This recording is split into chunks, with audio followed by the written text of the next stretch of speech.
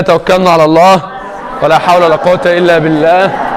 اللهم صل وسلم وبارك على سيدنا محمد. قاعد أنا والولد زيكو على الكافيتيريا، قال لي عم عطية ليه ربنا ما خلقلناش منقار طويل زي برداه؟ قلت له ده زيكو عشان احنا ما بناكلش الديدان والقواقع من قلب الطين في الميه. قال لي طب يا عم عطيه ليه ربنا ما خلقلناش منقار قوي زي الحديده، حامي زي السكينه، متن للداخل زي الخطاف زي الصقر؟ قلت له عشان هذا زيكو احنا ايه ما بنحتاجش ان احنا نمزق لحوم الفريسه زي الفار والتعبان والضفدع. قال لي يا عم عطيه طب ليه ربنا ما خلقناش منقار زي البطه عريض وفي الجنب سناء؟ قلت له ده زيكو عشان البط والوز ده كان زمان عايش في قلب الميه فبياكل طحالب واسماك قبل ما احنا نجيبه البيت في العشه وناكله رده وعليقه. طيب يبقى الناس عندنا منقار كل واحد حسب نوع الغذاء اللي هو ايه بياكله، نوع الغذاء اللي هو ايه بياكله. اجي ابص على رجل ابو قردان والهدهد الاقيها طويله ورفيعه وبالتالي يعرف يمشي في الميه. يعرف يمشي في الايه؟ في الميه. خلي بالك مش يمشي على الميه، يمشي في الايه؟ في الميه. وانت بتسقي كده سعادتك بتلاقي ابو قردان ماشي صح؟ دي ميه غويطه بسميها ميه ضحله. ميه ايه؟ ضحله يعني مش غويطه. طيب يبقى مستر المنقار والرجل حصل فيهم تحور ليه؟ حسب المنقار حسب نوع الايه؟ الغذاء، والرجل حسب طريقه الايه؟ الحركه في البيئه التي يعيش فيها. يلا يا جدعان نبدا درس النهارده. يبقى تحورت ارجل ومناقير الطيور علل. اخر الحصه هسالك فيه مش هتجاوبه. رقم 1 حتى تلائم نوع. انت كده جاوبت على مين؟ على المنقار. طب والرجل طريقه ايه يا جدعان؟ وطبعا ظروف البيئه التي يعيش فيها. يبقى دي اجابه سؤال بيقول ايه السؤال؟ تحور ارجل حتى تلائم نوع وطريقه وظروف. حلو. قال لي الواد عصام يحكي لي، قال لي يا عم عطيه انا قاعد على الشط وبصطاد سمك، لقيته عمال جاي من بعيد يقرب بجناحه الكبير، وفجاه مشي على وش الميه قريب منها، خطف السمك من على وش الميه وطلع طار بيه. الكلام ده بيحصل طبعا، بيحصل يا مستر. الصقر والنسر هتكتب على النت وهتشوف الكلام ده يا مستر، مش عايز تعليق من حد. بيقرب من الميه يا جدعان ويجي مصطاد السمك وطلع واكله، يقرب من الارض ويجي مصطاد الفار وطلع واكله، يقرب من الارض ويجي خاطف التعبان وطلع واكله، يقرب من الارض وياخد ضفدعه ويطلع. في مشكله؟ طب عشان يعرف يقطع لحم الفريسه ربنا اداله منقار قوي زي الحديده، حامي زي السكينه، معقوف يعني منحني للداخل. معقوف يعني منحني لايه؟ طب دي بسميها الطيور الايه؟ يبقى الجوارح او الطيور الجارحه تاكل ايه؟ لحم. تاكل ايه؟ زي الصقر والنسر. المنقار بتاعه 3 كلمات: حاد، معقوف. حد قوي، معقوف يا عبد اللطيف يعني منحني مش من الداخل يا مستر، للداخل. بص يا مستر، لو هو منقاره عامل كده هل يعرف يقطع لحم الفريسه؟ ده اخره ياخد حته العشه كلها. لكن عشان يغرز فربنا اداله منقار عامل كده، يقوم يغرز في اللحمه ويقطع. يبقى لازم يكون معقوف منحني للايه؟ للداخل. البطه عندها منقار معقوف؟ لا منقار عامل كده صح؟ لانها ما بتاكلش لحم. خلاص بقى حد قوي معقوف يعني منحني للايه؟ للداخل. طب ليه ربنا خلقه له كده؟ حتى يستطيع تمزيق لحم الايه؟ يبقى خدنا الصقر والنسر من الطيور منقارها حاد قوي حتى يستطيع تمزيق لحم. رقم 2 يا مستر، قلنا عندنا في طيور تتغذى على الدي طحالب يا هلا ديدان ولا يا هلا والقواقع. قال لي يا مستر في المياه الضحله ولا الغويطه؟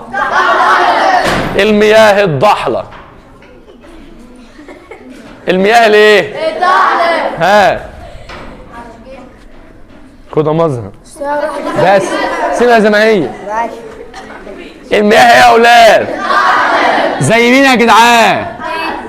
ابو والهدهد. ابو قردان والايه؟ مياه ضحله ولا عميقه؟ ضحل. ما بيغرقش فيها يعني، في حد بيغرق في ميه الذره وهو بيسقي؟ العب يا عم رام العب. ولذلك منقاره طويل ورفيع.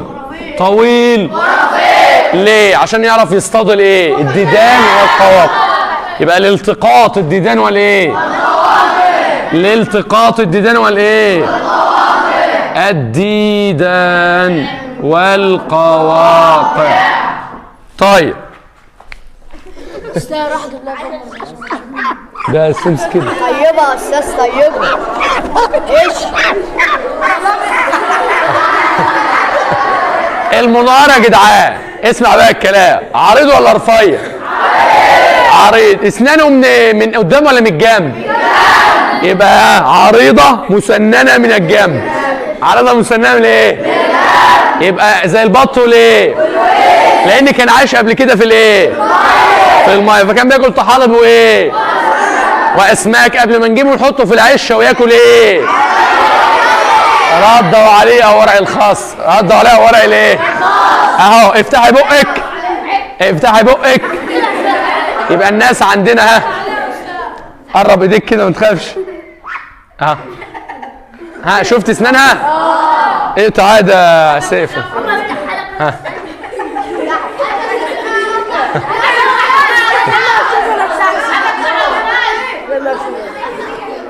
تعالى في جنبنا اهو.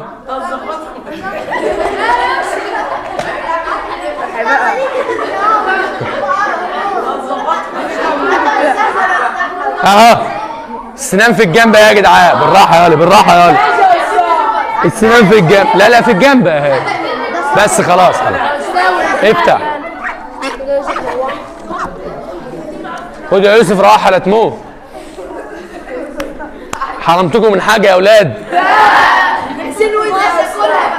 يلا يا جدعان نكتب بقى. ها ازعل ولا ما ازعلش بقى؟ ما انا هزعل هضربك. يلا زي البط والايه؟ طب انا هكتب ويز ولا اكتب ايه ويز؟ ادي يا اسامه ونشوف بطه ولا بتاكل ايه يا جدعان؟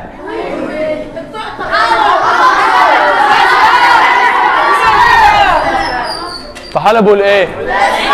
والاسماك. طيب مين يرفع ايده يمليني المنقار بتاع البط عامل ازاي؟ ها.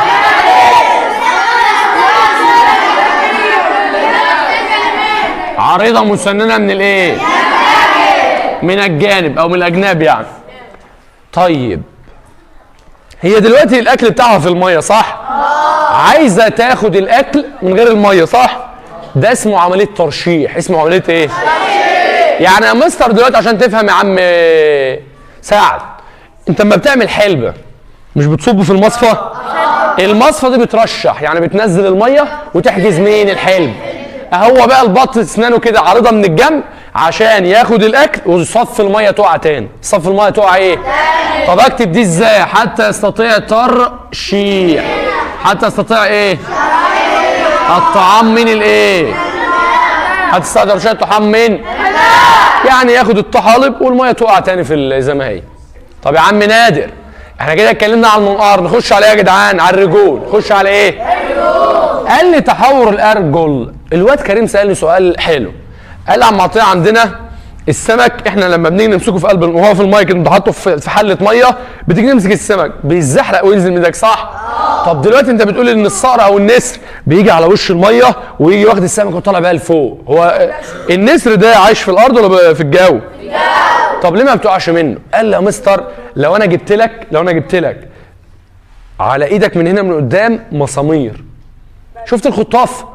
جبت لك هنا خطاطيف في ضوافرك هنا، ساعتك لما تيجي تمسك السمكه هتغرز المخالب فيها صح؟ هتقع منك؟ ولذلك الصقر يا جدعان بقى والنسر عنده 4 أصابع. 4 ايه؟ أصابع تنتهي بمخالب حادة قوية. 4 ايه؟ أصابع تنتهي بمخالب حادة. في 3 أمامية و1 خلف. في 3 و1 الخلف ده قابل للانثناء. قابل ليه يا جدعان؟ ليه؟ لإحكام القبض على الفريسة. لإحكام القبض على الفريسة. واد كده بيفهم قال لي عم عطيه انا مش فاهم حاجه. ازاي بيفهم وازاي قال لك مش فاهم؟ ما هو اللي بيفهم بيسال عشان يفهم يا مستر. قال لي يا عم عطيه انا مش فاهم حاجه. قلت له بص يا سيدي، الصقر والنسر عنده 4 صوابع شكل ده كده، دول كام صوبع؟ 4. كام واحد امامي؟ 3. كام واحد خلفي؟ 1. قال لي الخلف ده يا جدعان، الخلف ده قابل للانثناء. شفت الكماشه؟ شفت الخطاف؟ قال لي قابل للانثناء يعني تقدر تقفل بيه، بحيث لما تغرز صوابعها او المخالب بتاعتها القويه في السمكه او الفار تقوم تقفل عليها بالكماشه، فبالتالي مستحيل ان هي ايه؟ تقع. مستحيل ان هي ده. انا ممكن اقول لك كمان حاجه اكتر انا شفتها. احنا كنا في جنينه في رحله في مره، وبعدين يا مستر نزل الصقر، كان معانا عيال صغيره، نزل الصقر على عيال صغير طفل كده، حلف لك بالنن ان شال العيل الصغير، شاله ومشي بيه قد مثلا 50 متر، وبعد كده ايه راح جاي سايبه تاني والحمد لله يعني. شال عيل صغير ليه؟ عنده اصابع 3 اماميه والرابع خلفي قابل للانثناء، وبالتالي بيستطيع انه يحكم القبض على الفريسه، فان هي ما تقعش منه. ها؟ الواد كان هيجي له ارتجاج في المخ، بس هو كان موجود في لفه كبيره كده، الحمد لله ربنا ستر يعني. وان شاء الله لو اللابتوب جه هوريك الفيديو ده. طيب اخلص واسال اللي انت عايزه. نخش يا جدعان، يلا ملينا ارجل الصقر والنسر. 4 تنتهي بمخالب حاده، 3 امامي والرابع قابل للانثناء حتى يستطيع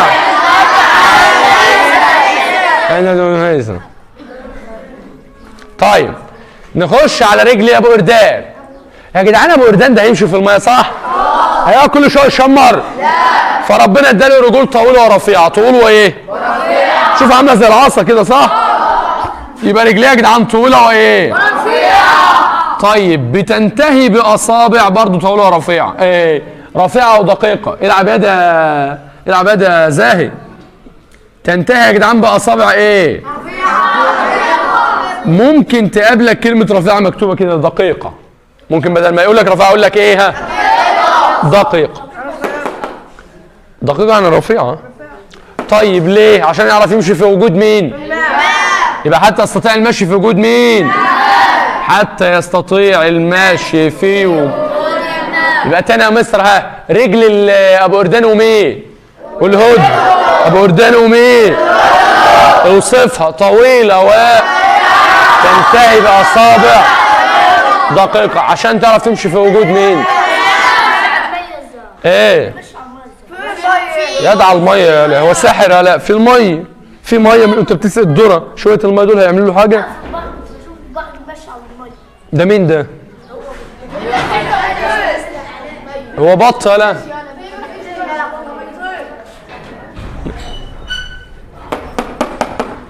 طيب هات العصا. اوعى كده. وانت بتاكل رجل الفرخه ورجل البطه. رجل البطه بين صوابعها فاضي ولا في جلد؟ دي اسميها اصابع مكثفه. اصابع مكثفه لان سعادتك قلنا لك البط والوز كان عايش الاول فين؟ في الميه. اصابع مكثفه عشان نعرف ايه؟ يبقى البط والوز تنتهي أرجله بأصابع مكثفة. بأصابع إيه؟ خلي بالك مش مجففة. أصابع إيه؟ حتى يستطيع الإيه؟ العوم. حتى يستطيع العوم. طيب مراجعة في دقيقة عشان أسأل وأضرب. هات العصا الحمراء كده. انتوا عايزين نشتغل على الصبح. رقم 1 طيور جاء مثل منقرها حاد بس معقوف يعني لو كانت كده ما كانتش تعرف تقطع. لا عايزينه كده. طيب لماذا منحنى الداخل؟ حتى تستطيع الفريسه. طب سعادتك نخش على منقار الكائنات او الطيور. احنا كنا النهارده على مين؟ على الطيور. حد فاكر خدنا المره اللي فاتت مين؟ الثدي. كلامنا النهارده عن الطيور. طيب الطيور اللي تتغذى على مين ومين؟ الديدان في المياه، الضحي مثل ابو قردان منقاره طويل عشان يعرف والقواقع. طيب نخش على البط والوز، بيتغذى على منقاره عريض مسنن من حتى يستطيع ترشيح من، يعني ياخد الاكل ويصفي الايه؟ خش على رجل الصقر، عنده كم صوبع؟ بس عنده كم واحد خلفي؟ كم امامي؟ مين اللي قابل للانثناء؟ حتى يستطيع احكام القبض. مش بس قبض، احكام، بحيث ان يمسكها ما تقعش ولا تسيب. ابو قردان ماشي في الميه، ربنا اداله رجل طويله وايه؟ وصوابع ايه؟ رفيعه او دقيقه عشان يمشي في وجود مين؟ طب خش على البط، ارجله تنتهي بايه يا يوسف؟ مكثفه عشان يعرف ايه؟ قبل ما تجيبوه في العش يا اولاد. طيب صعب يا جدعان؟ طب يلا نسال بقى. اذكر مثال لطائر يتغذى على الطحالب. حلو. طيب اذكر نوع الغذاء لطائر تنتهي ارجله باصابع مكثفه.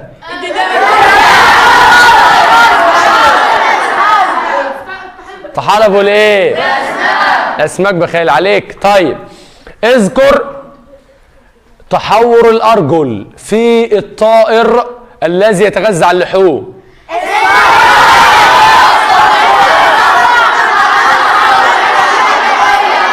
انا قلت اذكر تحور الايه؟ الارجل.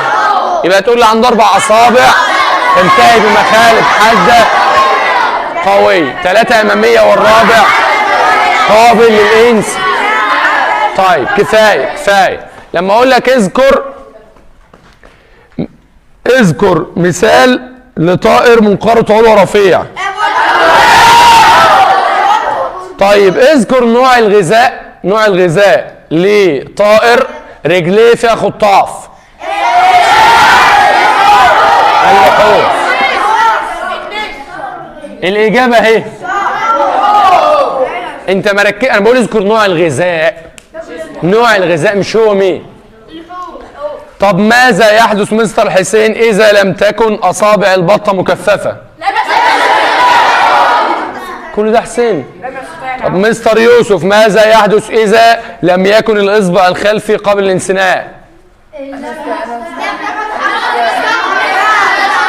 قالها لن يستطيع القبض، لن يستطيع احكام القبض على.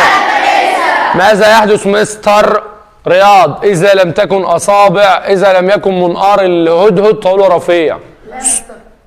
ها؟ لن يستطيع التقاط. ماذا يحدث مستر ياسر اذا تم تبادل منقار الصقر مع منقار الهدهد؟ الصقر مش هيتمكن. الصقر هياكل ايه في الحاله دي؟ والهدهد هياكل ايه؟ لحوم. هياكل لحوم. ايوه يا عم. طب يا جدعان الحته دي اصغر من الحته دي، بس دي اسهل، دي عايزه تركيز اكتر. ازاي يا عم عطيه؟ قال لي تعال نشوف. ذهب عطيه الى فندق في امريكا بالقرب من الغابات، وكان عطيه لديه مشكله كبيره، الذباب مش مخلي الواحد يعرف ينام. قدمت شكوى لصاحب الفندق، قلت له يا مستر مش عارف انام. توقعت ان هو يجيب لي بيروسول، صح؟ تخيل جاب لي يا مستر، جاب لي نبات. قلت له عقله الكلمه قبل ما تقولوه. نبات ايه؟ بقول لك دباء. قال لي يا عم عطيه خد النبات عندك وبعد 2-3 احكي لي ايه اللي هيحصل. قلت ماشي. حطيت النبات عند مستر عبد الصادق. اول يوم عدى لقيت الدبان قل، تاني يوم عدى لقيت الدبان قل، تالت يوم عدى لقيتش مفيش دبان خالص. ادور عليه يا جدعان في الاوضه مش لاقيه. قلت ابص على النبات، اتاري النبات مسكه هضمه وقرقشه وبياكله. لا بياكل دبان. اسمه ايه ده يا مستر النبات ده؟ قال لي اسمه خناق الذباب. خناق الايه؟ ما انا ما رضيتش اجيب لك الامثله اللي عندك عشان انت عارف اسمه خناق الايه يا جدعان. الامثله اللي عندنا الضايونيا والدروسيرا وحامول الدايونيا والدروسيرا. عايزك بقى تروح تكتب خناقي ليه؟ الزبر. انا اعرف خناقي البط صح؟ وانتوا صغيرين عمال تخنقوا في البط. تخنقوا في البط صح؟ طب يا جدعان تعالى بقى. واحد قال لي معلش يا عم عطيه النباتات كائنات ذاتيه التغذيه صح؟ طب يعني ايه ذاتيه التغذيه طالما تصنع غذائها في عمليه البناء. لا تاني يا عم عطيه بالراحه. النباتات ذاتيه الايه؟ يعني ايه ذاتيه التغذيه؟ تصنع غذاء في عمليه. طب الغذاء اللي بتصنعه ده ليه اسم؟ ليه اسم. اسمه يا جدعان الكربوهيدرات. يبقى الكربوهيدرات هو الغذاء اللي بتصنعه النباتات في عمليه البناء الايه؟ طب امال يا عم عطيه هي بتقتنص الحشرات ليه؟ افترى وخلاص يعني. قال لي لا. قال لي خدنا عنصر في 6 ابتدائي، عنصر يدخل في تركيب جميع الانسجه الحيه لانه عنصر اساسي في تكوين البروتينات. مين هو؟ عنصر النيتروجين. يا جدعان اي كائن حي موجود جواه خلايا، واي خليه جواها بروتينات، واي بروتين لازم يبقى عايز ايه؟ نيترو. يبقى انت عايز نيتروجين عشان تكون بروتينات. عايز نيتروجين عشان تكون بروتين. طب النباتات بتعمل ايه؟ قال لي بتمتص النيتروجين من التربه فبتكون بروتين. لكن النباتات المفترسه الوحشه دي اكلت الحشرات جذورها ما بتعرفش تمتص النيتروجين من التربه. طب هي دلوقتي عايزه نيتروجين ليه؟ عايزه نيتروجين عشان تكون بروتين. يا حامد عايزه نيتروجين ليه؟ عشان تكون قالت لك خلاص طب انا جذوري مش عارفه تمتصها، او التربه اللي انا عايشه فيها ما فيهاش نيتروجين كتير. اعمل ايه؟ قالت لك انا لما اكل حشرات هاخد منها البروتين على الجاهز. هاخد منها البروتين على ايه؟ بدل ما لسه اخد من التربه نيتروجين واحولها من نيتروجين لبروتينات. قالت لك انا ههضم الحشرات وامتصها واخد منها البروتينات على ايه يا جدعان؟ لو انت فهمت الكلمتين دول يبقى الدرس بالنسبه لك خلص. واحده واحده بقى. احنا بناخد التكون في النباتات مين؟ بتاكل لحوم بس ما اكله الايه؟ الحشرات. طب الامثله بتاعتها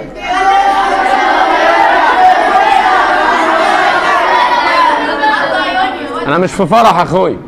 واحده اللي انا بكتبها بعد ما اخلص كتابها بقراها. الضايوني الدرو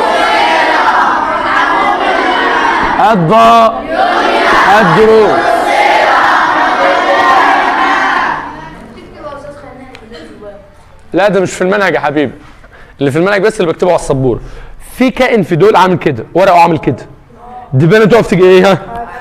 يجي قافل عليه. شفناها في 5 ابتدائي.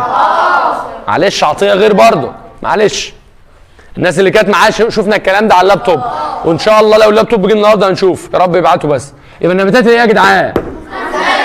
او اكله الايه؟ حلو. اسال بقى اشوف الناس اللي فهم. المواد اللي بتصنعها، المواد الغذائيه اللي بتصنعها النباتات في عمليه البناء الضوئي اسمها ايه؟ كربوهيدرات. ادي واحد. انت الخلايا جواها بروتين. طب مين العنصر اللي داخل فيها؟ النيترو. طيب لماذا تلجأ بعض النباتات لافتراس الحشرات؟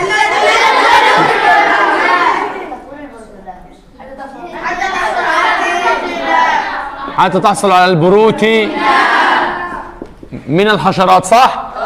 طيب طب وهي ليه ما بتكونش بروتينات بنفسها؟ لأن جذورها لا تستطيع امتصاص المواد النيترو من التربة، والمواد النيتروجينية سعد هي اللازمة لبناء البروتين. يبقى النباتات المفترسة لها اسم تاني، أكلة الايه؟ طيب أول حاجة يا مستر لازم تبقى عارف إن هي نباتات خض ذاتية التغذية. لما أقول للواد رامي ليه ذاتية التغذية؟ لأنها تصنع غذاء في عملية البناء. أمال مشكلتها في إيه؟ قال لي مشكلتها إيه؟ لا تستطيع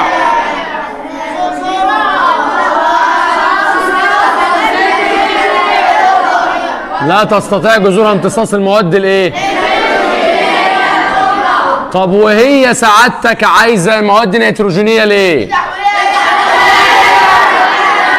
الى بروتي. يبقى تاني يا جدعان انا عندي 3 كلمات. المواد اللي بتصنعها بنفسها اسمها ايه؟ ليه بتقوم بالبناء الضوئي؟ تصنع الايه؟ كربو. طيب هي عندها مشكله في البروتي لانها مش عارفه تمتص النيترو. مواد النيتروجينيه زياد من ايه؟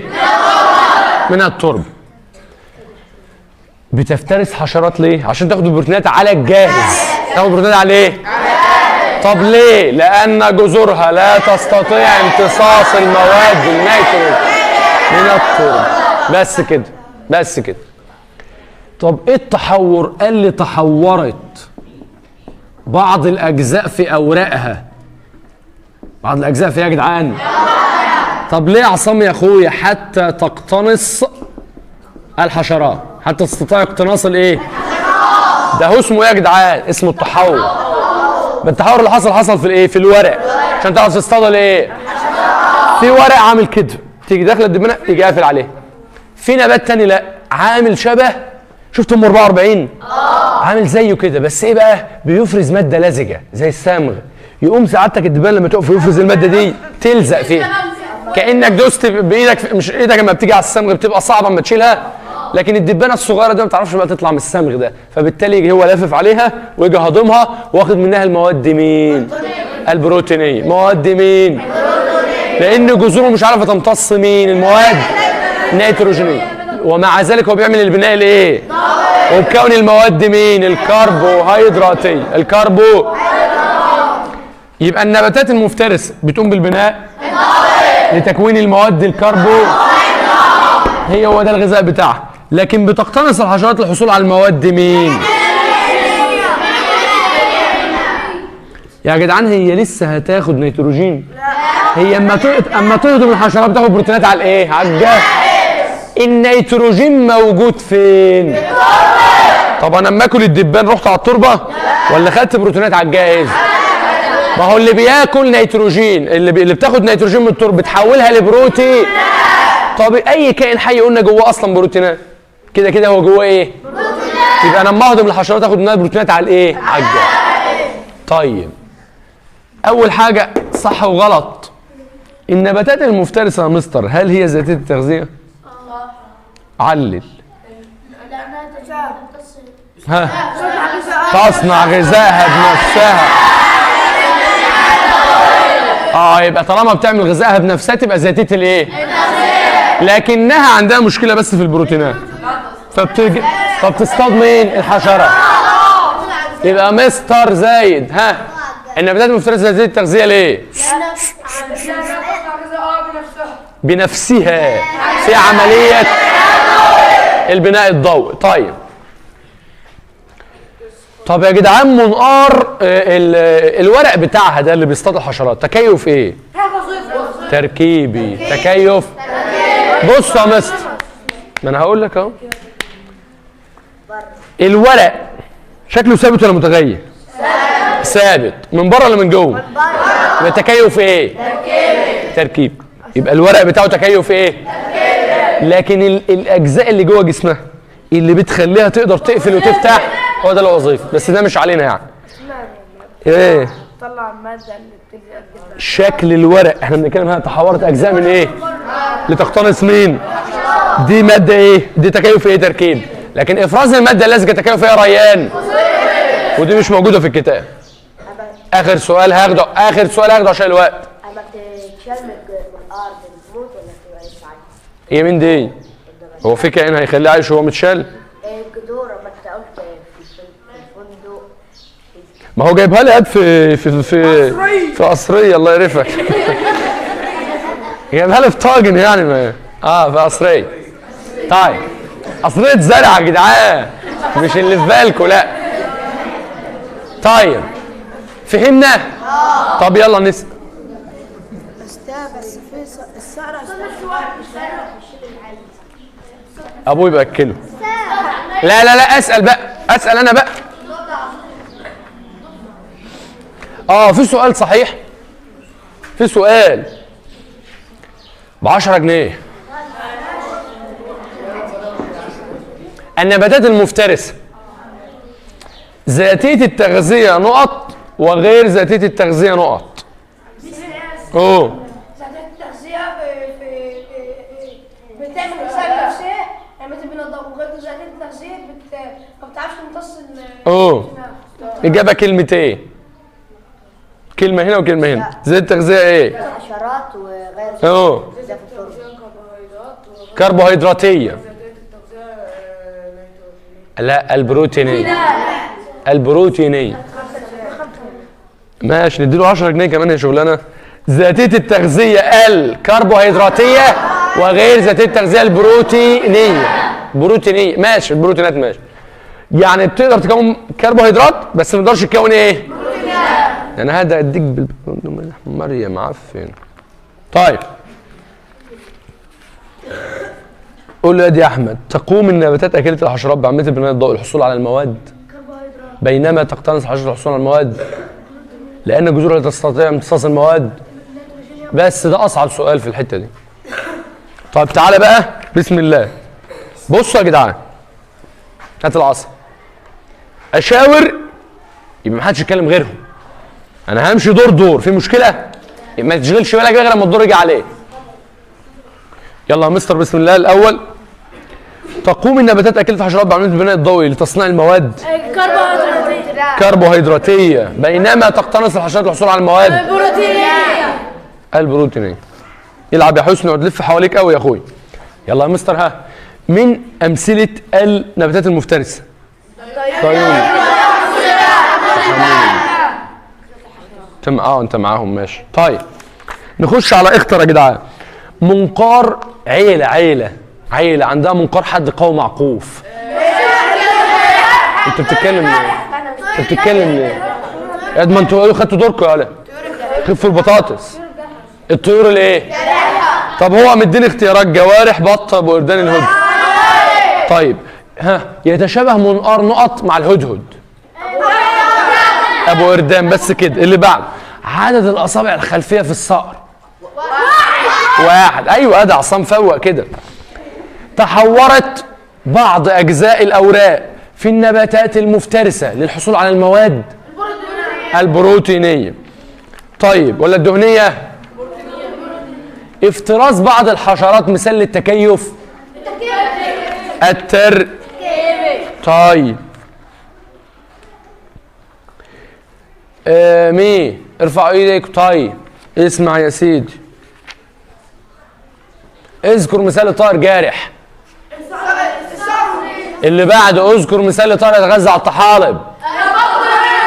اذكر مثال لطائر يمشي في وجود الماء والهدوء. طيب السؤال بيقول لا هختار بقى عشان دي اسئله يتعلم.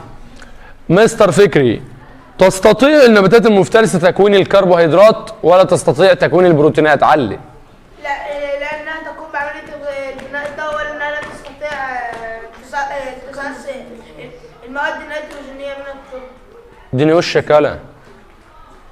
بص شراك تاني يالا. طيب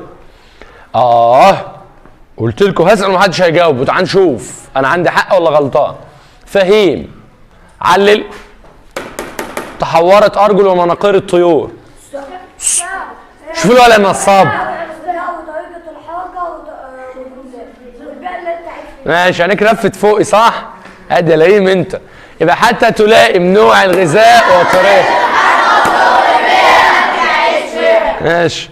ارجل الهدهد وابو قردان طويله ورفيعه. علم وتنتهي باصابع رفيعه.